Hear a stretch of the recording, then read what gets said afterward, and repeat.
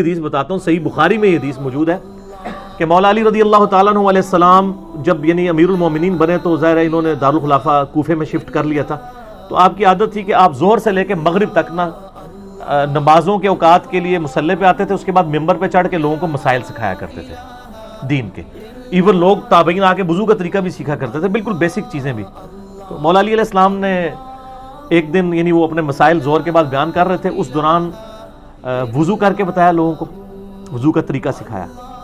اور اس کے بعد جب وضو کا جو پانی بچ گیا تھا نا، اس کو کھڑے ہو کر پیا اور فرمایا یہ میں نے کھڑے ہو کے پانی اس لیے پیا ہے کیونکہ میں نے کوفے میں لوگوں کو دیکھا ہے کہ وہ کھڑے ہو کے پانی پینے کو معیوب سمجھتے ہیں، جبکہ میں نے نبی صلی اللہ علیہ وآلہ وسلم کو خود کھڑے ہو کے پانی پیتے ہوئے دیکھا ہے.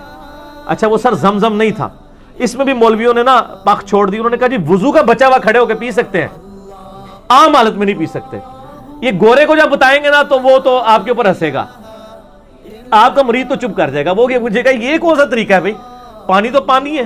چلے زمزم کو آپ نے لادا کر لیا. بخاری مسلم میں یہ حدیث موجود ہے کہ نبی علیہ السلام نے زمزم کو کھڑے ہو کے پیا. ہمارے نزدیک تو وہ دلیل بھی کھڑے ہو کے لیے کافی تھی. زمزم بیٹھ کے بھی پی سکتے ہیں، زمزم کھڑے ہو کے بھی، دونوں سنت طریقے ہیں. مولا علی نے اس میں فرمایا کہ تم معیوب سمجھتے ہو کھڑے ہو کے پانی پینے کو، کیٹاگوریکل مینشن کیا. آپ نے یہ نہیں کہا کہ وضو کا بچا ہوا پینے کو، آپ نے کیٹاگوریکل بتایا کہ نبی علیہ السلام نے کھڑے ہو کے پانی پیا ہے. اور اس کی سپورٹ میں ایک اور حدیث ہے ترمذی اور ابو داؤد میں، بڑی رکت انگیز حدیث ہے جی. ایک صحابی کہتے ہیں نبی علیہ السلام میرے گھر تشریف لائے تو میرے گھر میں ایک کونے میں مشکیزہ لٹکا ہوا تھا.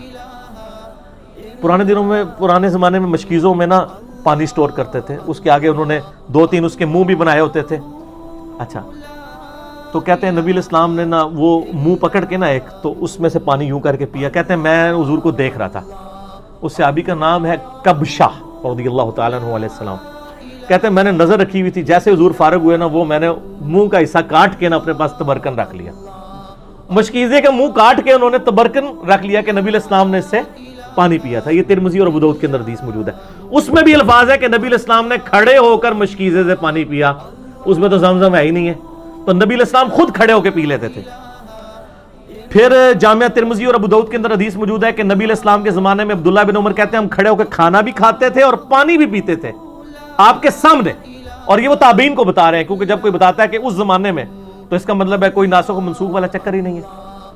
اور ایک اور حدیث ترمذی کے اندر موجود ہے کہ نبی صلی اللہ علیہ وآلہ وسلم کے زمانے میں آپ صلی اللہ علیہ وسلم کے بارے میں خود آیا کہ آپ علیہ السلام کھڑے ہو کے پانی پی لیا کرتے تھے، اس سے منع بھی نہیں فرمایا کرتے تھے. البتہ مسلم شریف کی ایک حدیث ہے کہ آپ علیہ السلام نے کھڑے ہو کے پانی پینے سے منع فرمایا. اور ایک اور حدیث ہے مسلم شریف کی کہ جو شخص کھڑے ہو کر پانی پیے تو وہ کیا کرتے، اس حدیث سے لوگ پلی لیتے ہیں.